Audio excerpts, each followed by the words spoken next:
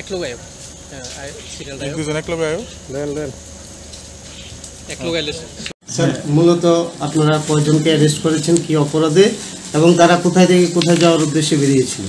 Actually আমরা গতকালকে 8 জন বাংলাদেশি নাগরিক এবং 2 জন ভারতীয় টাউট যারা ওদেরকে সহযোগিতা করছিল তাদেরকে আমরা আগরতলা রেল স্টেশনে গ্রেপ্তার করা হয়। তারা অবৈধভাবে ভারতে প্রবেশ করে এবং রেলে করে মানে তাদের যে কলকাতা চেন্নাই যেতে চেয়েছিল এরকম বলেছে। তো গতকালকে আমরা আমাদের আগরতলা জিআরপি থানাতে এই নিয়ে একটা মামলা নিয়ে আমরা এবং আজকে তাদের মহামান্য আদালতে প্রেরণ করা হচ্ছে। সঙ্গে পুলিশ রিমান্ডও চাওয়া হয়েছে।